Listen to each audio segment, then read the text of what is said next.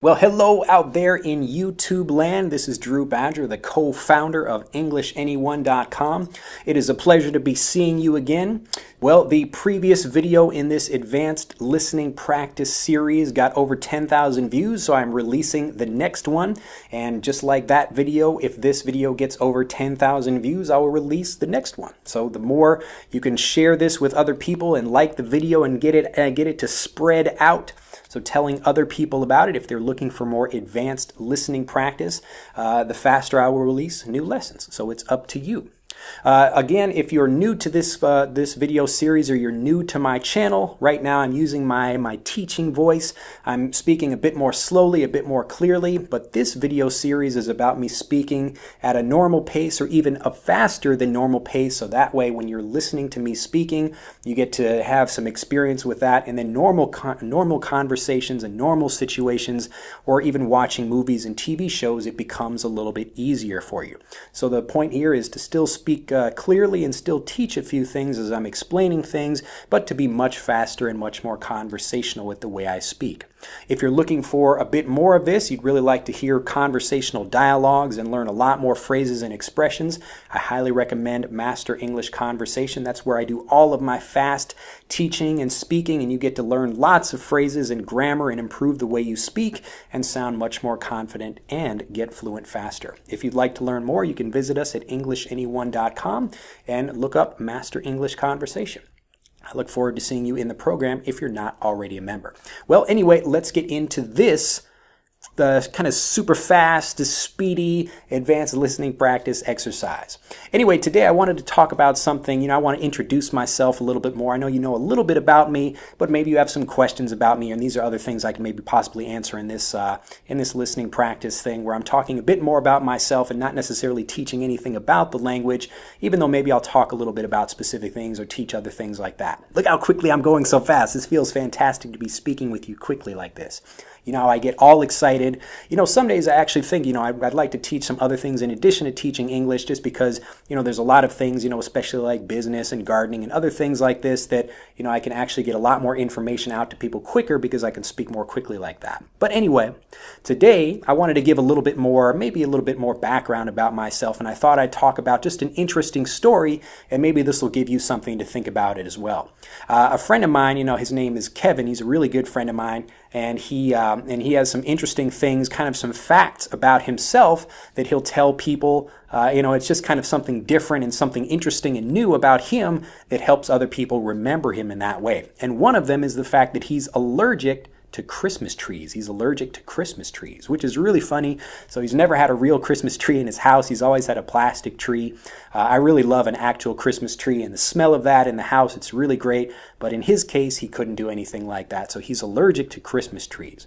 Now, the thing I'd like to share about myself today, and I'd like you also to share something below about yourself in the comments, is I've got 2 scars. See if I can get closer to the camera.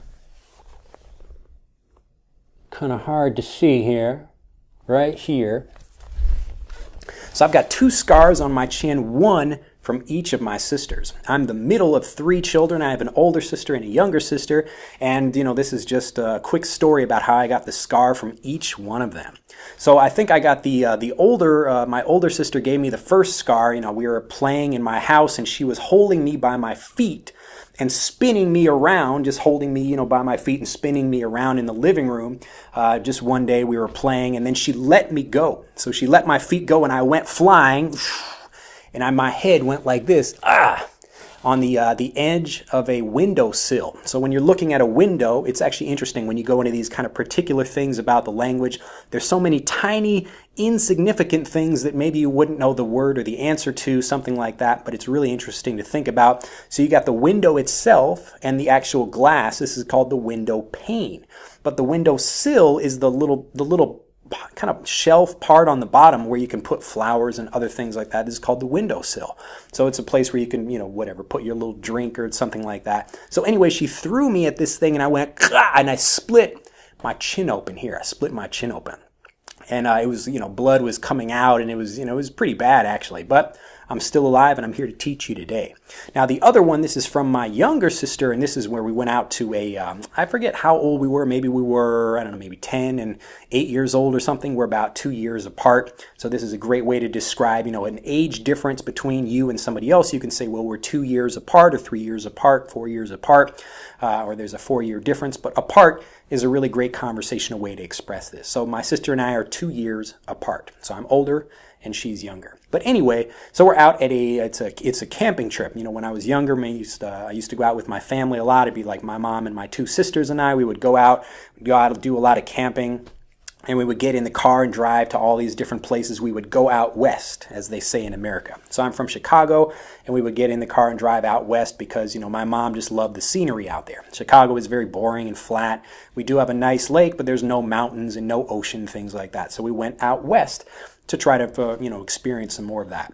So what we did, we would go to these campgrounds, and one place we would always look for a place with a pool, but this one place we happened to go to, it had a pool, and I was trying to get out of the pool, so I'd swam to the edge of the pool, the lip of the pool, and I would try to get out, and my sister, for some odd reason, for some stupid reason, she pushed my head down, and then I split my chin again on the pool. So I think I probably even split the same scar that I had for the previous one for my older sister, which is really weird.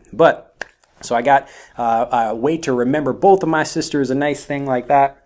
So I'm really happy that I have, I got this experience. And now, the problem is that because I have a scar there, when I try to grow a beard or a beard grows out, it comes out patchy. This is a really great word that means there's kind of little places, where you have a scar and the hair doesn't grow out there anymore. So if you have when you're young, you don't have a lot of scars on your face, but as you get older, maybe you get some scars and, the beard doesn't come out, in a weird way. Sometimes I actually hate shaving. It gets kind of on my nerves. This is kind of a tangential thing where you're going to talk about something else that's related to that. But anyway, just, thinking about this idea about shaving, I really hate shaving. Maybe I'm going to get laser treatment on my face, get the little laser thing to zap my face so I don't have to shave anymore, because it's a real pain in the ass. I don't know if you have to shave, but it's maybe for the ladies, if you're a man out there, maybe you can talk about that in the comments too. Do you like shaving?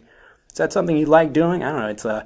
I have a new razor actually that I enjoy using, but it's just, I don't know. It's a pain in the ass, really. But anyway, I don't want to give you too much information, but really you should go back and watch this many, many times so you can listen to me and you can really get a sense from my blending of the pronunciation and the words I'm using and all the things that I explained as well. So go back, watch this a few times. And again, if you like this, give this a like. Be sure to tell other people about it and make sure this gets over 10,000 views so I can release the next one. Have a fantastic day, and I'll see you in our next advanced listening practice lesson. Bye-bye.